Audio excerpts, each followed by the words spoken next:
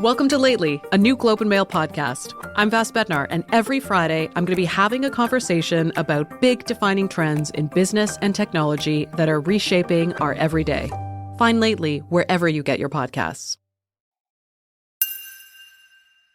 People are really angry and frustrated with the housing market, and they don't really know why we got into this mess. That's Globe reporter Jason Kirby. A lot of the reasons when you start to pull them apart are fairly straightforward, extremely infuriating, could have been handled differently, and they can all add up to where we are now. I don't need to tell you that Canada's housing market is in bad shape. Vacancy rates in many cities are near zero. Canadian rent prices have spiked around 9% in the past year alone. And buying a house remains out of reach for so many people. So my colleagues dove into 5 specific examples from across the country to help us make sense of this current housing crisis.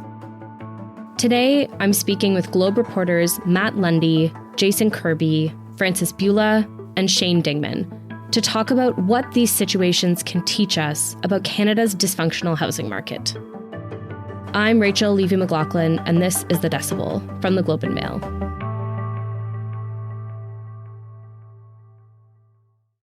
Matt Lundy, good to have you here.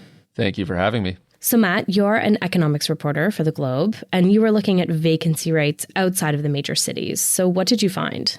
Yeah, I was looking at the rental vacancy rates across Canada, and what really struck me was how low they were in these smaller or mid-sized cities. So places like Red Deer, Alberta, where the apartment vacancy rate was 0.8% last year. 7 years ago, it was north of 13%, which is like unusually high, but it just goes to show that things can really change in a hurry. And you've got other places like Charlottetown, Trois-Rivières, Quebec, places that you wouldn't necessarily associate with the housing crisis if you don't live there. But those are places with vacancy rates under 1% as well. So there's just not a lot of available housing out there, no matter where you go, pretty much. So what's going on in Red Deer? Why did we see such a drastic drop in vacancy rates? Yeah, so for one, they're clearly not building enough, or they haven't built all that much over time. Like the province at large, they are going through this boom period for the population. Alberta grew 4.5% last year. That was the highest since 1981. It's not just immigration that is fueling this, although that is part of it, but they're getting massive migration from other provinces, BC and Ontario in particular, where people are looking for affordable homes. Alberta is certainly more affordable than BC and Ontario, and that's putting a lot of pressure on the system. There's a lot of demand right now, and that means in places even like Red Deer, there's just not a lot of available housing. I understand there's something about the rental rules in Alberta that's playing into this. Can you talk me through that? Well, one thing that is going to make people fairly vulnerable, I would say, in Alberta is that they do not have rent control. So they don't have mandated limits on annual rent increases. A lot of provinces do, some don't.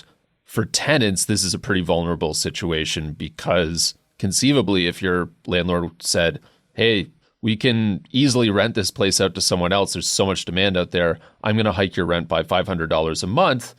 There are some people in that equation who are going to be like, you know what, it's pretty rough out there. I'm just going to do that. I'm going to figure out a way to make ends meet. And that can be really tough. And we do see in the numbers that Alberta right now, for a lot of reasons, and not purely because of rent control, but their rents are like skyrocketing right now from a lower base than places like, Toronto and Vancouver, where it's already really expensive. But things are going up in a big way there. So how does this lack of vacancy problem affect people in the province, both homeowners, but also renters? There's a lot of issues at play here. One is that, we clearly have an issue with homelessness in various cities. And when you don't have a lot of available housing, people end up in pretty precarious spots. At the other end of things as well, like one area where we've seen a huge increase in renters is 2-income, white-collar professional households, people who normally would be buying a home and freeing up space for other people who are priced out of the market, as well as just people like paying way too much for their housing. And that means it's crowding out other things that they could be doing, ways that they could be saving for the future. So it really runs the gamut, all these implications. Mm-hmm. And are we seeing this in other parts of the country as well? Yeah, the vacancy issue is really a national thing. Like the vacancy rate last year across the country was 1.5%, which is the lowest it's been since at least 1990. That's as far back as the stats go. It is a national problem.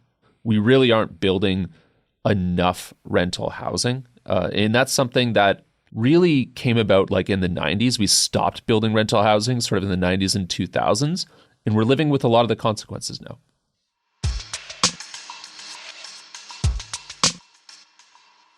Next, we're going to talk about a single building that tells a much bigger story. The Globe's Jason Kirby is here to tell us about the Giraffe Building in Toronto. Jason, welcome. Thank you very much for having me. So paint a scene for me of this Giraffe Building in Toronto. It's at the intersection of Bloor and Dundas, a major intersection in Toronto. I actually live right by this building. So for those who haven't seen it, describe this building for us. Well, it gets its name not because it looks like the shape of a giraffe. It's actually a very squat little two-story building, commercial retail on the bottom, and it formerly residences on the second floor. But it's painted exactly like giraffe skin. It's this mottled yellow and brown patchy paint. It's a very run-down looking building now, but this still kind of comes through, stemming from when it was going to be called the Giraffe Condos, and this was their kind of like their presentation building.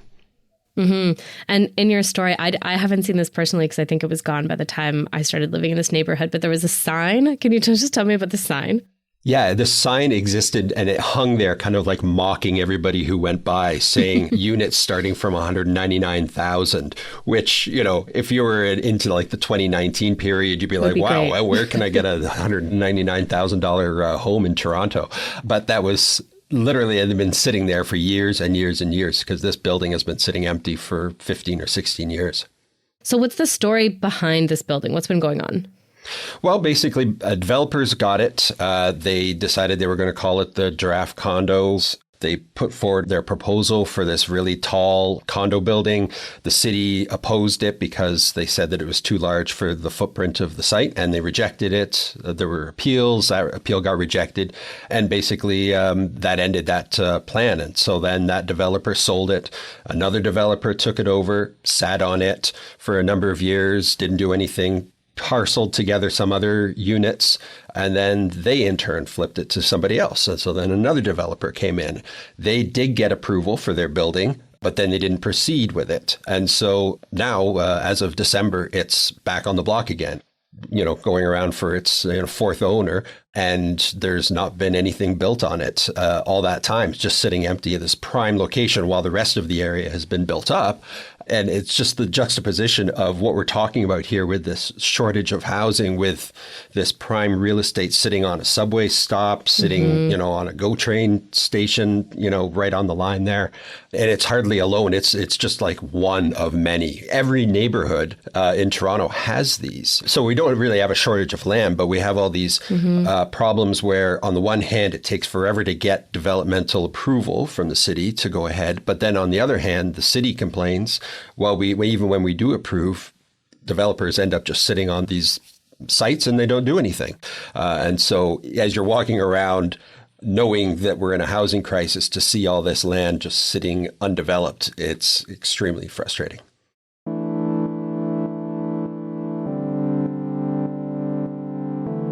So, Jason, you also looked at another example of Canada's housing problems, and this one is at the University of Guelph. So what's going on at the University of Guelph this year? Well, basically what happened was the university decided to dramatically boost its enrollment. They did that for financial reasons. They say because the province has kind of frozen tuition and frozen some of the grants and the funding to schools. And so if you can't get more per student, you need more students. So they decided to boost their enrollment.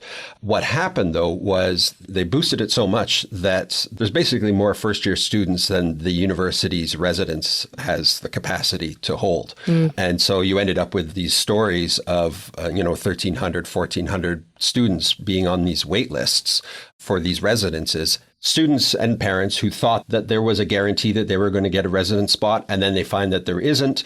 And now they're out there trying to find accommodation in this really tight, low vacancy rental market in Guelph. Right. So what does that mean for the students? What kind of position are they in? There's anxiety, there's frustration, there's anger. You're gearing up to go to your first year of university and you don't even know where you're going to live. Right. I spoke to one single parent who was like, I don't know how I'm going to pay the extra costs for my daughter to go to university because it's going to cost more. If you're going to go off campus and find an apartment, you're going to probably have to do a 12-month lease. It's going to cost more. I spoke to one person who said, like, typically a room 3 or 4 years ago would go for about $500 a month. Now you're looking at $1,000, $1,200, $1,300 a month. That's a big change in a short amount of time. So it's a financial pressure and just the overall anxiety that they're going through. Mm-hmm. So what does this situation tell us about university towns and their housing markets? Well, this has been building for a number of years because universities and colleges and private schools have been increasingly boosting their enrollment, particularly targeting international students because they pay higher tuition. And it's great for solving your budget problems. But what they haven't been doing at the same time is building out their residence and their accommodation offering to house all those people. And they've been basically offloading it onto the city. If you go back to the pre-pandemic, and it talked about the housing crisis, people in Toronto and Vancouver would kind of like, oh, yeah, I know all about the housing crisis. But now it's really been spread out into a lot of smaller cities and communities from Nova Scotia all the way to Vancouver Island, where you've got this imbalance. It's basically a planning mess where more students are being brought in, but no plans to actually accommodate them. We'll be right back. Welcome to Lately, a new Globe and Mail podcast that's all about navigating life in the new economy. I'm your host, Vass Bednar.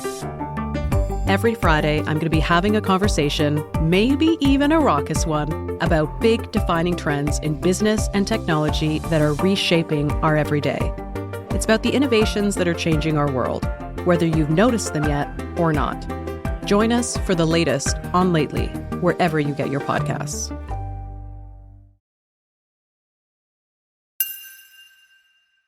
Now we'll turn to Vancouver, which is trying to build more homes, but a rule dating all the way back to the 1970s is getting in the way. The Globe's urban affairs contributor, Frances Bula, is here to explain. Frances, thanks for being here.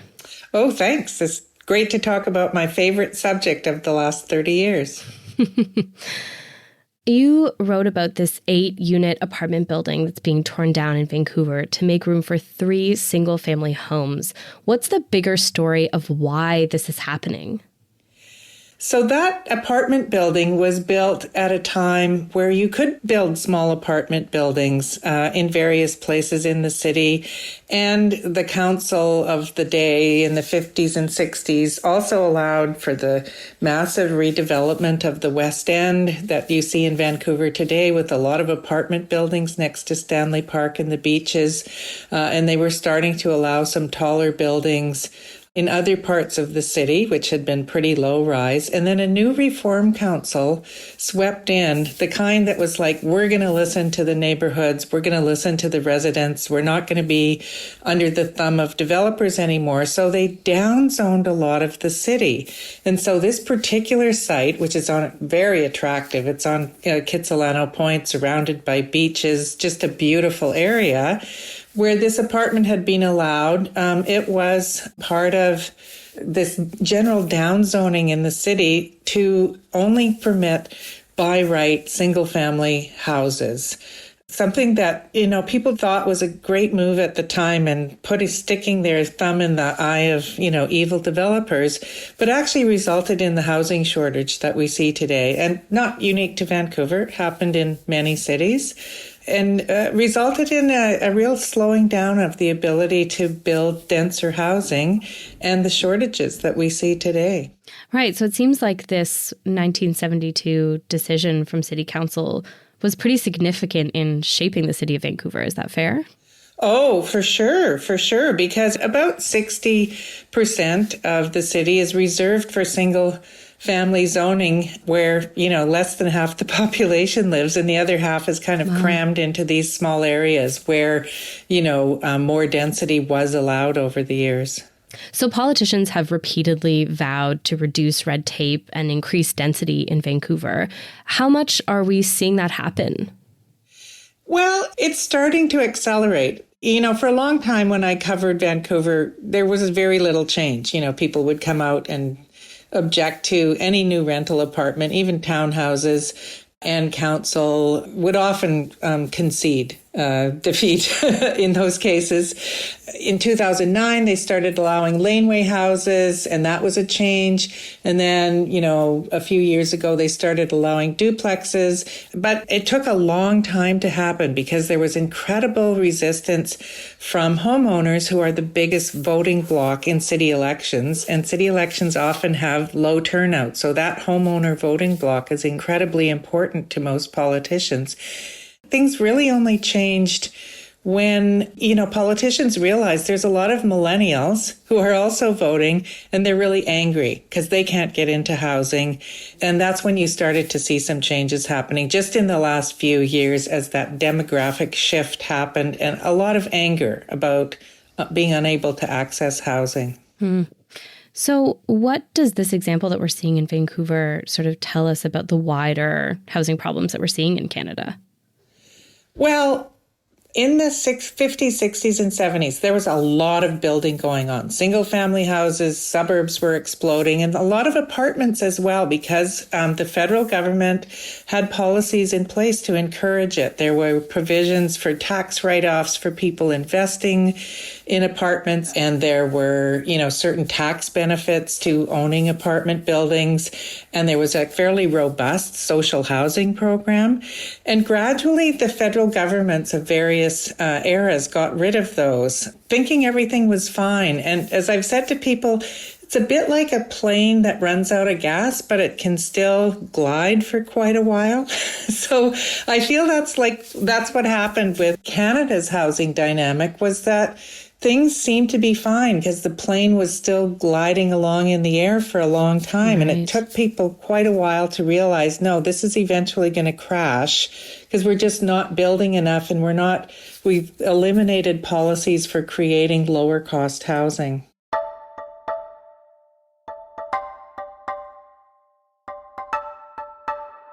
A lack of housing is one thing, but there's also the issue of what type of housing is being built. The Globe's real estate reporter, Shane Dingman, is going to tell us more. Hi, Shane. Hi. You looked at Peterborough, Ontario, and the types of homes that they're building there. Tell me about that. Yeah, it all came from a sort of a tweet, which is a silly way to maybe to start a story. But, Mike Moffat, an economist in Ottawa who works at the University of Ottawa Smart Prosperity Institute, just tweeted a chart of a bunch of places that were building 3-bedroom homes between 2016 and 2021. And Peterborough, which is like a small city of under 100,000 people between sort of Toronto and Ottawa, was building more of those types of homes, 3 bedrooms and more types of homes than Toronto, the largest city in the country, one of the most expensive cities in the country. And, Toronto, I think their stock grew like less than 1%. Peterborough, their stock went up by almost 8%. And in the percentages are one thing, but in sheer numbers, Peterborough had Toronto beat, which is, rates versus real numbers can sometimes be really stark. So they built almost 3,000 homes with those kinds of bedrooms, and Toronto built less than that.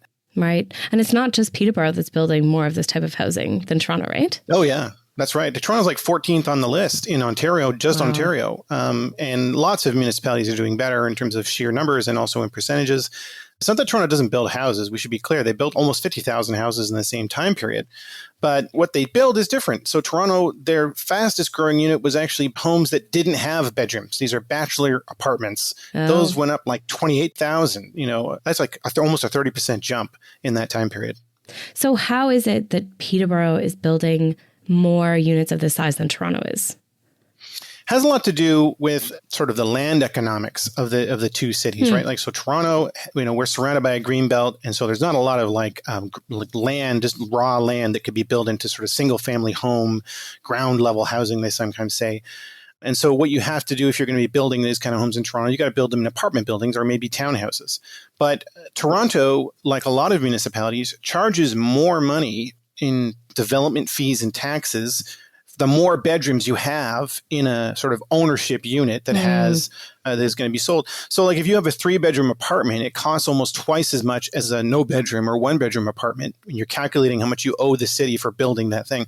But also it's much more expensive to build in Toronto. So if you have a chunk of land you could develop, you're going to try to build the most amount of housing you can build. And that sometimes means cramming as many small units into a sort of building envelope that you can get. So it's almost a disincentive in Toronto to build 3-bedroom apartments. There is. The city seems to have finally recognized this because now for purpose-built rentals, they have lowered the cost of a 3-bedroom or a family-style unit for purpose-built rentals, but it's only marginally lower than it is for a 2-bedroom, just for rentals. If it's ownership housing like a condominium or a freehold townhouse, it's still more expensive for more bedrooms.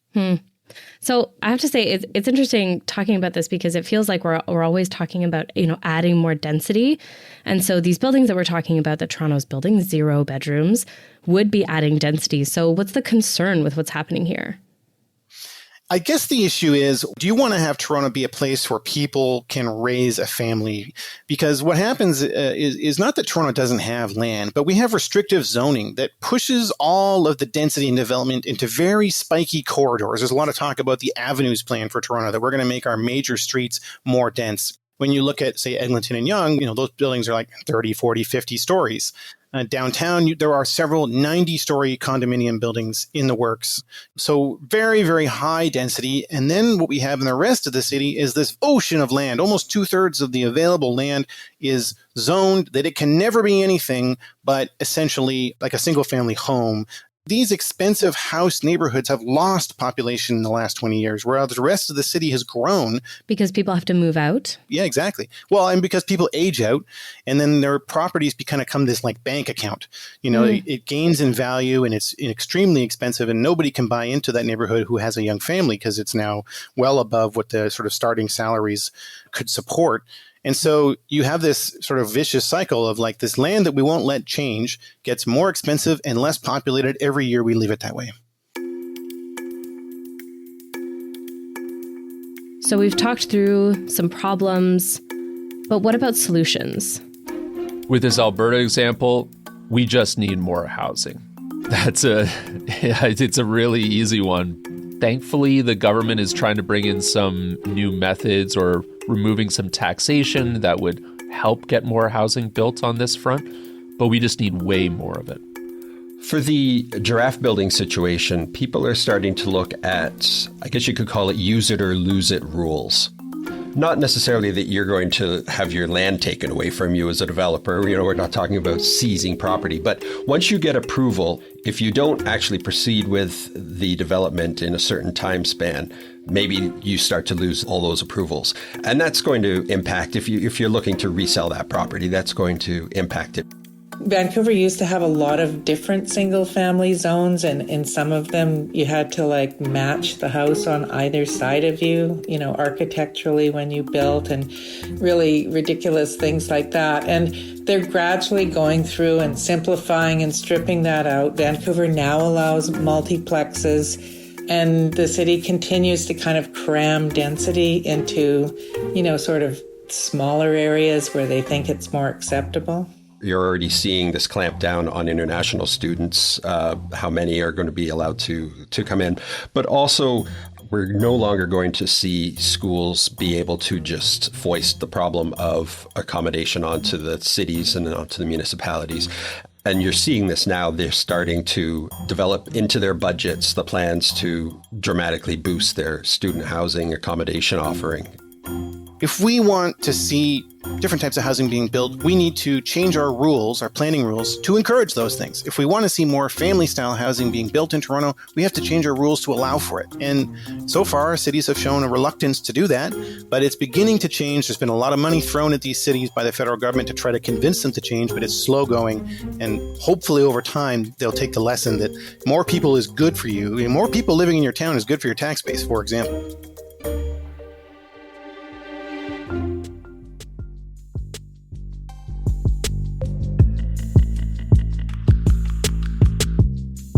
That's it for today. I'm Rachel Leafy-McLaughlin. This episode was produced by Kevin Sexton. Our producers are Madeline White and Michal Stein. David Crosby edits the show. Adrian Chung is our senior producer, and Matt Frainer is our managing editor. Thanks so much for listening, and we'll talk to you soon.